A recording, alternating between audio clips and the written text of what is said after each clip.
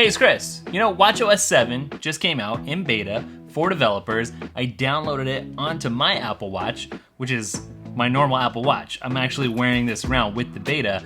And today I'm gonna tell you what I like so far in this beta. All right, well, let's talk about the official sleep tracking first, because it is one of the features that I'm most looking forward to, because honestly, anything that helps me get more and better sleep is gonna be a welcome addition to my life. Now I gotta say, I haven't tested this out at all yet, because I just got the beta loaded up onto my Apple Watch this morning, but I did add the complication to my main and favorite watch face right now, right here, and I wanna walk you through the setup so you can at least see what it looks like to use. So when you launch it for the first time, it just gives you a little description. Use sleep to schedule your wake up alarm, bedtime, and bedtime reminders on Apple Watch and iPhone. Sleep can recommend a bedtime and wake up alarm. And as you can see, it just starts off with 8 hours. And then next, it wants you to set your first schedule. I'm gonna say active on every day, wake up. I'm gonna say for now, 6 a.m., I think. Set that. And then for the sound, I'm just gonna leave it at the default, which is early riser, which sounds pretty good. And then bedtime, sure, we'll just leave it at 10. All right, and then as you can see, that created my first schedule, and it's my everyday schedule. And then if I want to, I can come down and add a schedule too. Time asleep tracking. Your watch uses your motion to detect sleep when you wear it to bed in sleep mode. And then that's something that you can either enable or skip, and I'm just gonna enable it. Sleep mode can simplify your lock screen at your scheduled bedtime. It will also turn on Do Not Disturb to reduce interruptions. Gonna enable that too. Wind down then is a time that your Apple Watch will help you get ready to go to bed and help get rid of all the distractions and all of that stuff. So I'm just gonna set that to 45 minutes. You'll also receive reminders to make sure your watch has enough charge to get through the night. Roger that, and I think I saw on the website that it's 30%. You need at least 30% before you hit the sack in order for all the sleep tracking stuff to work through the night. So I feel like now I actually have a pretty powerful health and fitness watch face set up here. I've got 0 for tracking intermittent fasting, which is something that I'm taking more seriously. I've got my workout complication down here so I can start my workouts very easily. Of course, I could just use Siri. And now also I've got the sleep complication.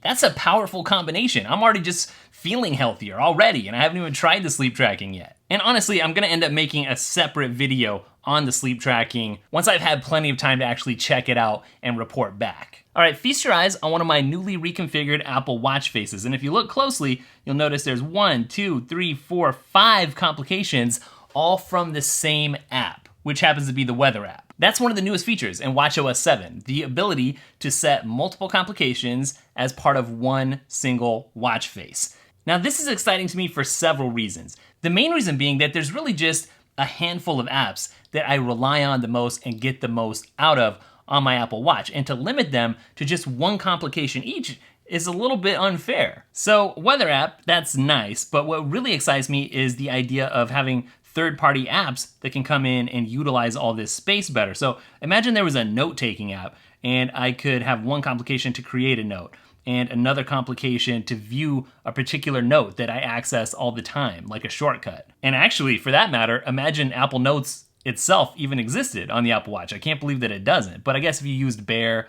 or Drafts, for instance, which are available, then that would be cool. And then maybe here in the middle on this big complication, I could have a list of the 2 or 3 most recent notes that I either created or interacted with. So Apple's example was, for instance, if you're into surfing, then you could check out the tide and the weather and all the different conditions, but also from just one Apple Watch screen, which is kind of funny because in that instance, why wouldn't you just let a developer develop their own Apple Watch face and release it to the public? And by the way, editing your complications and your watch faces looks a lot different and even better, I would say, with watchOS 7. So if you want to come in and customize the colors, right now I got it set to multicolor, you can actually see a preview of the colors on the side here as you switch through them. And it's actually a little bit nicer, I would say, than the way that it was set up before. And then when you're choosing your complications, you can see this interface is a bit bolder and the previews are a little bit bigger. And so now when you have an app that gives you multiple complication options, you can come in and see several of them all at once there. So I think this one improvement here, being able to add multiple complications from the same app, is actually a pretty big deal. And what it represents is Apple taking some of the limits off of certain features. And I like that because it allows for things to be more personalized. All right, so let's talk a little bit about Siri, which, as you can tell, got a little bit of a design overhaul in watchOS 7, and it really matches the bubble that you see on the iPad and on the iPhone. The really big deal here is that we can now control shortcuts on our Apple Watch without having to go through Siri or some kind of crazy workaround. There's an app now, and you can set Siri complications. So when you jump into the Siri Shortcuts app,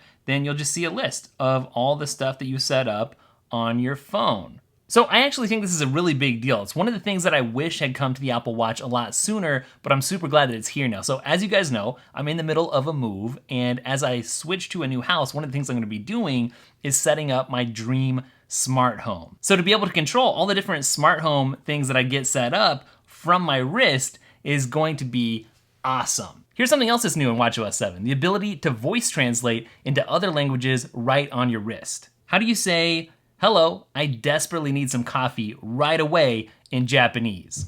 In Japanese, hello, I desperately need some coffee right away is こんにちは、私はちょうどすぐにコーヒーが必要です. In German, I'm asking for a friend is Ich bitte einen Freund. Obviously, this would be great if you're traveling, but also shout out to my buddy Ben, who lived in the same dorm as me. He was from Hong Kong, and how cool would it have been to have this kind of translation available so we could chat in different languages? Of course, the new voice translation app on your iPhone is even better. Let's say, "Hey, it's Chris. Have you ever listened to Andy Mineo's music before?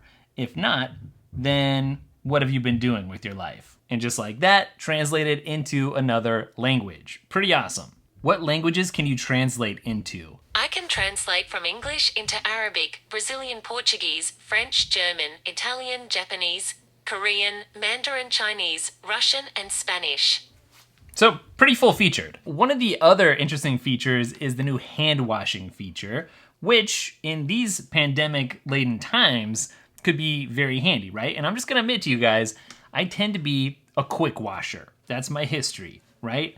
And when I found out you're really supposed to be doing it for longer than I had been my whole life, then something like this that's a reminder that sort of gamifies the experience could actually be pretty helpful to me. Now, I tried testing this out for the first time. I went over to the sink and I started washing my hands. I was waiting for it to pop up, and lo and behold, it didn't pop up. And I was like, oh, well, this is a beta bug or it's not working or something. It was kind of disappointing. But then I found out it's not enabled by default. You actually have to go into the settings and find hand washing and then turn that on. Then you can see there's the timer, there's the haptics, and those are your basic options. Once I figured that out and went back and tested it, then yeah, it immediately picked up on it.